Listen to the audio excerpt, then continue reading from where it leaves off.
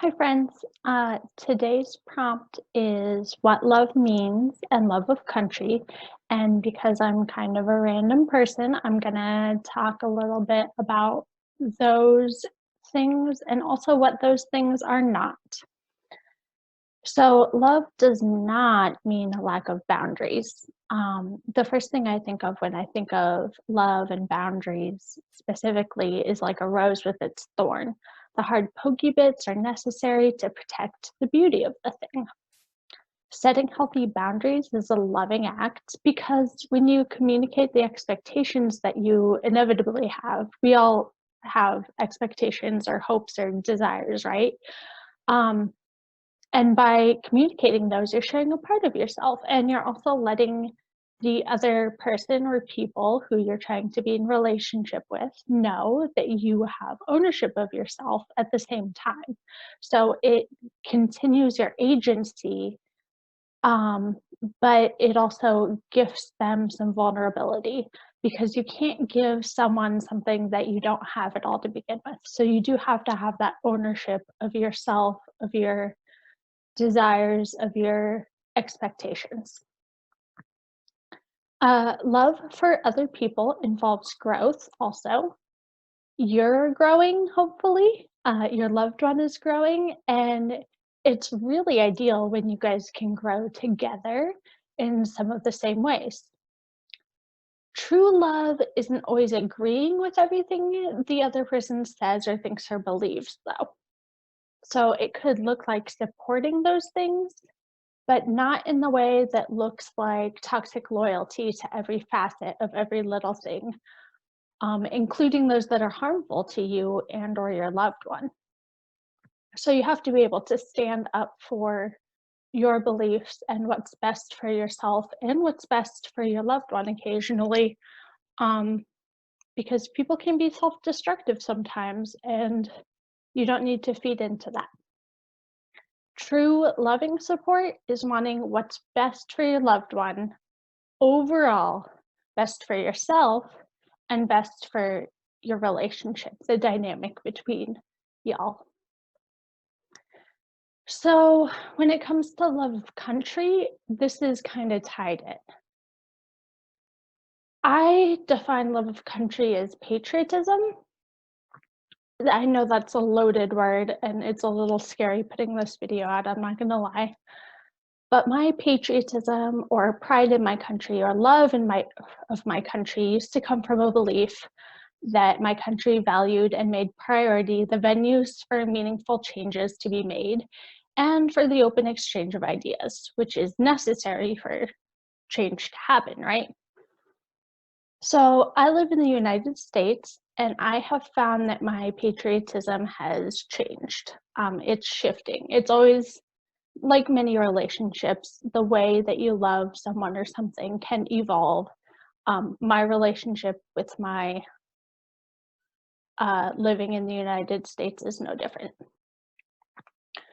At the peak of being proud of being an American, I believed that the access to education that I had received signaled an ability to be able to get access to power through knowledge, right? Knowledge is power. And I thought, I have access to all of this knowledge. This is such an amazing thing. Clearly, that means we have this collective power, this collective greatness that can be tapped into by anyone. Um, and I'll circle back around to where I am with that now. But the gist of it is, I realize not everybody has that equal access. And that is what I work for, my day job. I work very hard to provide equal access to information, knowledge, and lifelong learning to people so that they can empower themselves. And B, I hate to say it, but it's not where it should be. It's not where it needs to be. There is not, there's a lot of room for progress, for sure. So, even back then when I was like, I get this great education, so things are great. Even back then, I felt that growth and boundaries were very important in my relationship with the United States.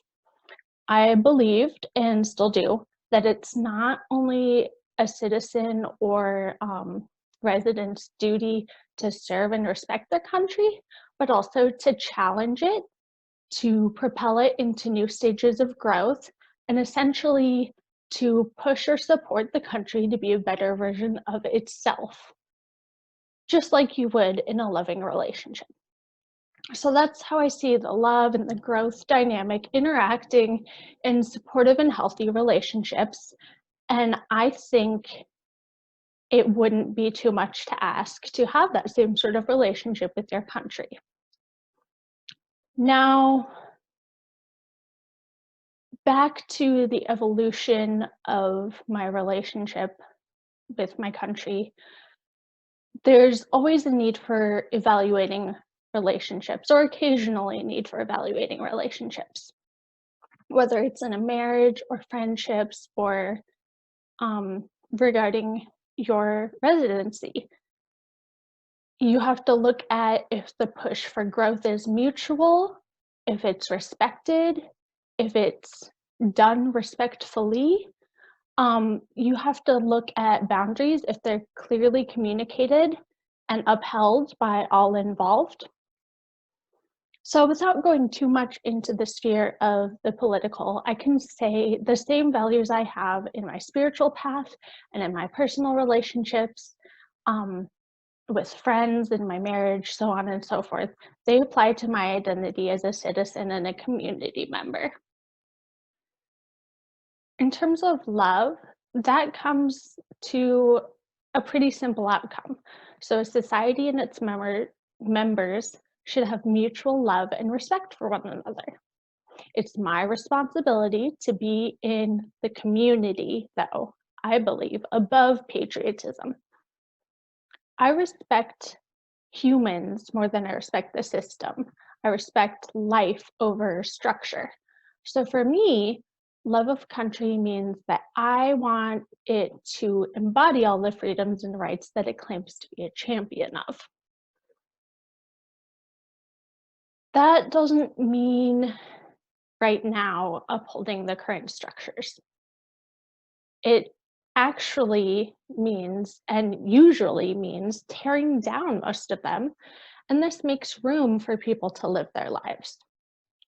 So, the America I believe in has the capacity to treat humans humanely, not just white people, not just the sane and able, not based on someone's net worth or their role as a consumer or their credit score, for goodness sake. Like, there are so many more examples of things I could list off there. And that honestly is really painful for me to admit.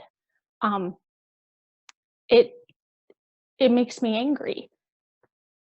I have my own theories about why and how these systems came to value some lives over others, and how we came to prioritize some privileges over basic rights. But for now, I'll just say I think we can do better. I thought we could do better. I hope we can do better. Yeah, so like with the past tense, I believed in this or I thought this or whatever. I've been talking that way a lot. It's because I'm in that stage right now of reevaluating this relationship.